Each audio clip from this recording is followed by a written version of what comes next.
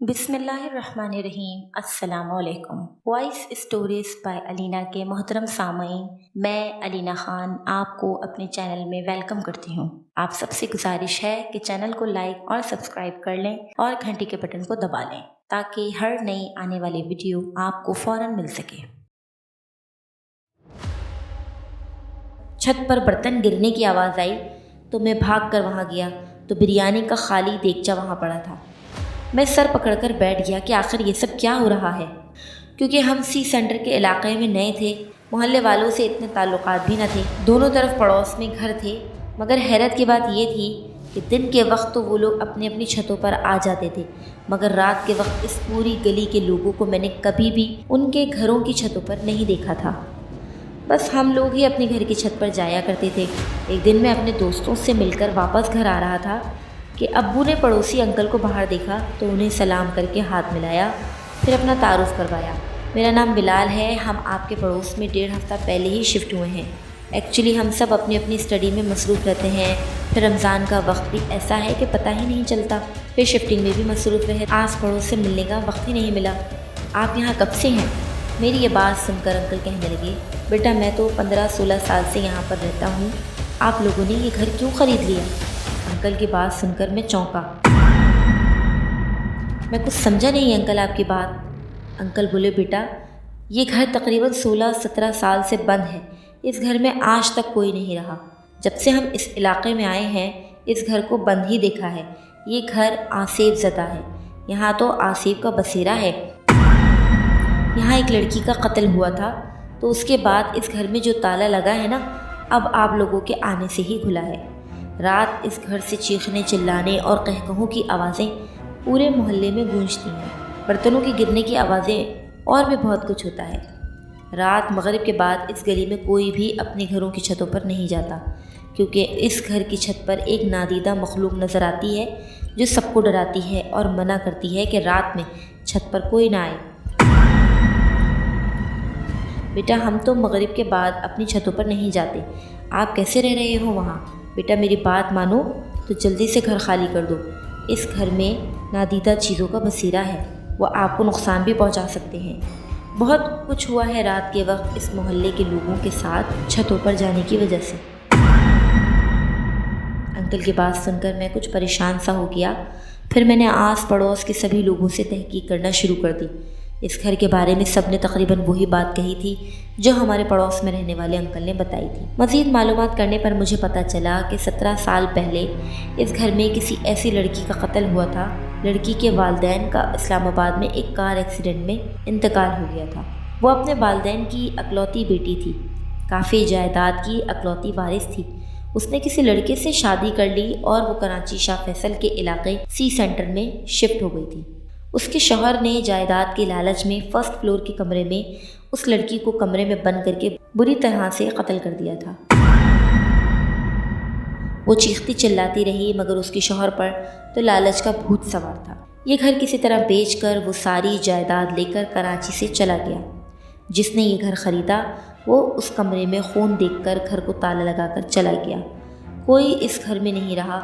17 साल से ये घर बंद है। इतने सालों बंद रहने और कत्ल होने की वजह से ये घर आसेब का बसेरा बन गया है।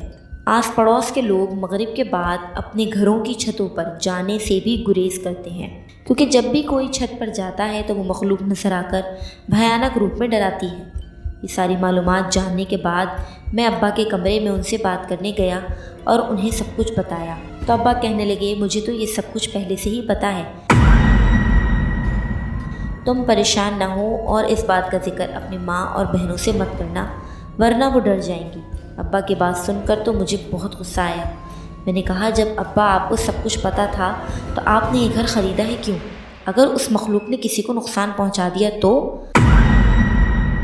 मेरी बात सुनकर अब्बा गुस्सा करते हुए बोले, बस करो बिलाल इस तरह की बातें, अल्लाह ने इंसान को ज़्यादा ताकतवर बनाया है। अच्छा बस, अब इस बारे में मैं कोई भी बात नहीं सुनना चाहता। याद रहे कि माँ और बहनों से मत करना ये बात। अब्बा की बात सुनकर मैं गुस्से में अपने कमरे में आ गया। अब तो ये रोज़ का मामूल था कि खाना बना कर रखो, पूरा का पूरा खाना बर्तन समेत गायब। कोई थप्पड़ मारता तो कोई नोच कर चला जाता और फिर इधर उधर देखो तो कोई नज़र भी ना आता। خیر ایک رات میں چھت پر اکیلا ہی تکیہ چادر لے کر سونے چلا گیا۔ رات کو میں نے چادر بچھائی، تکیہ لگایا اور لیٹ گیا۔ کھلی فضا، کھلا آسمان اور چاند کی روشنی بہت دلکش لگ رہی تھی۔ اوپر سے ٹھنڈی ہوا کے جھونکے میں بہت لطف اندوز ہو رہا تھا۔ میری نظر پڑوس کے گھر کی چھت پر پڑی جو ہماری چھت سے ذرا اوپر تھی۔ ان کی چھت پر ساڑی پہنے ہوئے عورت مجھے مستقل دیکھ رہی تھی۔ میری نظر جب اس پر پڑی تو میں نے مسکرا کر اسے دیکھا تو اس نے اپنی بھویں اچکا کر اشارہ کیا کہ کیا ہے۔ میں بس اس کو ہی دیکھ رہا تھا کہ 3 بار اس نے اپنی بھویں اچکائیں تو میں نے پہچان لیا کہ انکل کی والدہ ہیں اور وہ مستقل مجھے دیکھ رہی ہیں۔ تو میں نے انہیں مسکرا کر سلام کیا، السلام علیکم۔ میرا سلام سنتے ہی ان کے بال ایک دم بکھرنے لگے، چہرہ بھی بگڑنے لگا۔ دیکھتے ہی دیکھتے وہ بھیانک چڑیل کی شکل اختیار کر گئی۔ پھر میرے ذہن نے کام کیا کہ یہ ساڑی والی خاتون انکل کی والدہ کیسے ہو سکتی ہیں؟ وہ تو مر چکی ہیں۔ وہ مجھے مستقل گھور رہی تھی۔ ان کا چہرہ انتہائی بدصورت اور خوفناک ہو چکا تھا۔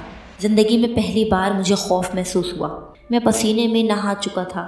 میرے دل کی دھڑکنیں انتہائی تیز ہو چکی تھی۔ میں نے اپنی تمام تر ہمت کو یکجا کر کے درود شریف پڑھنا شروع کر دیا اور بھاگتا ہوا نیچے آ گیا۔ اس رات میری حالت نہ پوچھیں کیسی تھی۔ جب میں نے ابا سے اس بات کا ذکر کیا تو انہوں نے کہا کہ آپ مغرب کے بعد چھت پر نہ جانا۔ ابا کی بات سنی تو میں خاموش ہو گیا، مگر میں نے مغرب کے بعد چھت پر جانا نہیں چھوڑا۔ میں اکثر گرمی کی وجہ سے چھت پر جاتا، مجھے وہ نادیدہ قوتیں مختلف انداز سے ڈراتی۔ میں ہمت کرتا اور ان کا مقابلہ کرنے کی کوشش بھی کرتا۔ جب ڈر حد سے زیادہ محسوس ہوتا تو نیچے آ جایا کرتا تھا، مگر میں نے اپنی ہمت کو آزمانا نہیں چھوڑا۔ اسی طرح آصف زدہ گھر میں رہتے ہوئے بڑی مشکل سے ہمیں 2.5 سال کا عرصہ گزر گیا۔ ہمیں ہر طرح سے ڈرایا جاتا، مختلف حربے آزمائے جاتے۔ اس 2.5 سال کے عرصے میں ابا کو بھی ان نادیدہ قوتوں کی طرف سے دھمکیاں ملتی رہیں کہ یہ گھر ہمارا ہے، ہمارا پورا خاندان یہاں آباد ہے، یہاں ہمارا بسیرا ہے، تم اپنے خاندان کو لے کر جاؤ ورنہ تم میں سے کسی ایک کی جان لے لیں گے۔ اگر جان پیاری ہے تو یہاں سے چلے جاؤ، اگر تم یہاں سے نہیں گئے تو ہم سب کو مار ڈالیں گے۔ اس طرح کے واقعات ابا کے ساتھ بھی پیش آ رہے تھے، مگر ابا ایک اسٹرانگ آدمی تھے، نمازی، عبادت گزار اور تہجد گزار تھے اور مخلوق سے روبرو باتیں کیا کرتے تھے۔ ایک دن اماں باتھ روم گئیں تو ان کو کسی نے زور سے دھکا دیا اور وہ گر گئیں۔ بہنوں نے جا کر انہیں اٹھایا، ہم انہیں اسپتال لے کر گئے۔ اماں کی ٹانگ فریکچر ہو چکی تھی۔ ان نادیدہ قوتوں کی طرف سے مسلسل دھمکی اور پھر امی کی ٹانگ فریکچر ہونے کا واقعہ ابا کو کچھ پریشان کر رہا تھا۔ ایک رات جب ابا اپنے کمرے میں سو رہے تھے تو اچانک کسی نے ان کا پاؤں پکڑ کر گھسیٹا، جس سے وہ زمین پر گر گئے۔ جب ہم سب وہاں پہنچے تو ہم سب نے دیکھا کہ ابا ہوا میں معلق ہیں اور زمین پر اترنے کے لیے زور آزمائی کر رہے ہیں۔ ہم نے آگے بڑھ کر ابا کو پکڑنا چاہا کہ جبھی ابا اچانک زمین پر آ گرے، اور پھر ابا نے اس گھر کو چھوڑنے کا فیصلہ کر لیا اور اس گھر کو ہم نے کم قیمت میں فروخت کر دیا۔ اس کے بعد نئے گھر میں ہمارے ساتھ کوئی واقعات پیش نہیں آئے۔